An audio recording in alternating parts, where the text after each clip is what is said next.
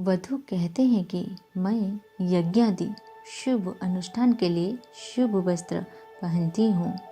सदा सौभाग्य, आनंद, धन तथा संतान की कामना करती हुई मैं सदा प्रसन्न रहूँगी। आप वेद हैं, सर्वश्रेष्ठ गुणों और ऐश्वर्य को प्राप्त कराने वाले ज्ञान लाभ के लिए आपको भली प्रकार प्राप्त करूं। वेद मुझे तेजस्वी, कुल को उत्तम बनाने वाला, ऐश्वर्य बढ़ाने वाला ज्ञान दे। वेद मुझे वीर श्रेष्ठ संतान दे। विवाह के समय वर वधू दोनों सम्मिलित रूप में मंत्र उच्चारण करते हैं, अर्थात सब विद्वान लोग यह जान ले कि हम दोनों के हृदय जल की तरह परस्पर प्रेम पूर्वक मिले रहेंगे। विश्व नियंता परमात्मा तथा विदुषी देवियां हम दोनों के प्रेम को स्थिर बनाने में सहायता करेंगे। स्त्री के मुख से वेद मंत्र के उच्चारण के लिए असंख्य प्रमाण भरे पड़े हैं।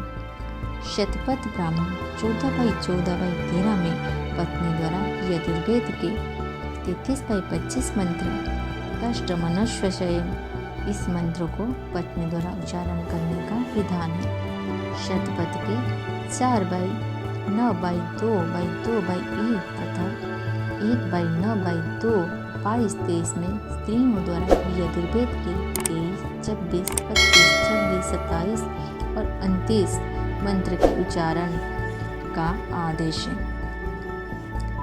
तैत्तिरीय संहिता में 1/1/10 सुप्रजसस्विवयम् आदि मंत्रों को स्त्री द्वारा बुलवाने का आदेश है। अखिलायन गृहसूत्र 1/1/9 प्राणी गृहादि गह्वा में भी इसी प्रकार यजमान की अनुपस्थिति में उनकी पत्नी, पुत्र अथवा कन्या को यज्ञ करने का आदेश है। काठक गृहसूत्र 3/1/30 एवं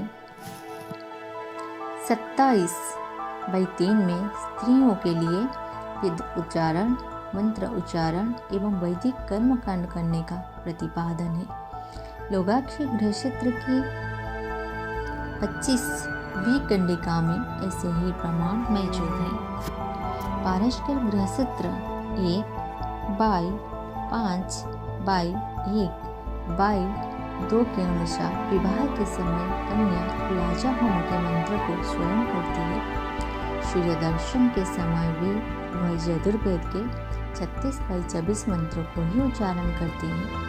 विवाह के समय समंचन करने समय वर वधू दोनों साथ साथ अर्थनौ समजयति इस ऋग्वेद 10/84/48 के मंत्र को पढ़ते हैं। तांख्य ब्राह्मण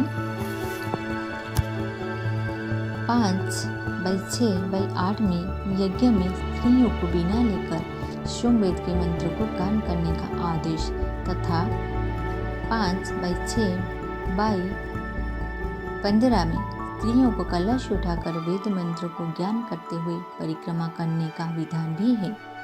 ऐतरेय 5/5/29 में कुमारी गंधर्व गृहता का उपाख्यान है, जिससे कन्या को यज्ञ व वेदाधिकार का स्पष्टीकरण होता है। सदातायन सूत्र 1/17 तथा 4/22 तथा 10/13 तथा 6/6/3 तथा 16/4/13 तथा 92/7/28 तथा 26/8/9 तथा 20/6/12-13 आदि में ऐसे स्पष्ट आदेश है कि वेद मंत्र का उच्चारण स्त्री ही करे। लालटान स्तोत्र के पत्नी को सस्वर संवेद का मंत्रों को गायन का विधान है। शांखायन स्तोत्र के अनुसार 1/12/13 में तथा आशलायन स्तोत्र 1/11/1 में इसी प्रकार के वेद मंत्रोच्चारण का आदेश है। मंत्र ब्राह्मण की 1/2/3 में कन्या द्वारा वेद मंत्र के उच्चारण की भी आज्ञा है। नीचे कुछ मंत्र को वधू को वेद पारायण होने के लिए कितना अच्छा आदेश दिया हुआ है उसका वर्णन है। जैसे, हे वधू, तेरे आगे पीछे मध्य तथा अंत में सर्वत्र वेद विषय ज्ञान रहे। वेद ज्ञान को प्राप्त करके तदनुसार तू अपना जीवन बना। मंगलमय सुखमयी, सुखदायिनी एवं स्वस्थ होकर पति के घर में विराज हो और अपने सद्गुण से प्रकाशवान हो। हे स्त्री, तो कुलवती, घृत आदि पौष्टिक पदार्थ का उचित उपयोग करने वाली, तेजस्विनी, बुद्धिमती, सत्कर्म करने वाली होकर सुखपूर्वक रहे। तो ऐसी गुणवती और विदुषी बन के रहे कि रौद्र और बसु भी तेरा प्रशंसा करे।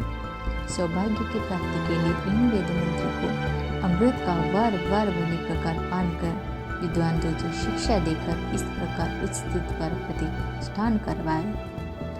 यह सर्वविदित है कि यज्ञ बिना वेद मंत्र की ही अर्थ ही नहीं होता।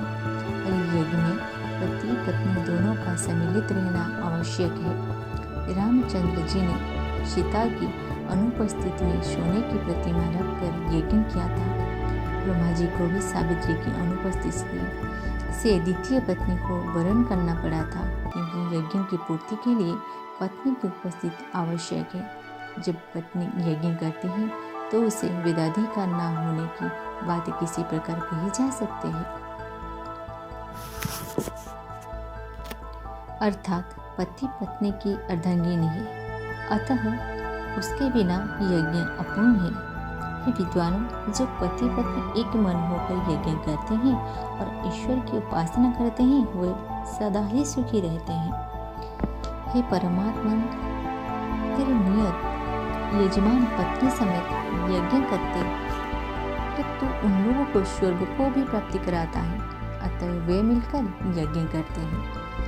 पत्नी प्रतिदिन अग्निहोम, संध्या उपायन, बलिवैश्य आदि नित्य कर्म करे। यदि पुरुष न हो तो स्त्री को अकेला भी यज्ञ करने का अधिकार भी है। होम करने से पहले स्वयं यजमान का स्थान है। यह न हो तो पत्नी पुत्र आदि करे। उपर्युक्त दोनों श्लोकों का भावार्थ यह कहेगी, यदि यजमान हवन के समय किसी कारण उपस्थित न हो सके तो उसकी पत्नी, पुत्र, कन्या, शिष्य, गुरु, भाई आदि कर ले। श्रेष्ठ स्त्रियों को वेद का अध्ययन तथा वैदिक कर्मकांड करने का विषय ही अधिकार है, जैसे उर्वशी, यमी, सच्ची आदि ऋषिकाओं को प्राप्त हुआ था।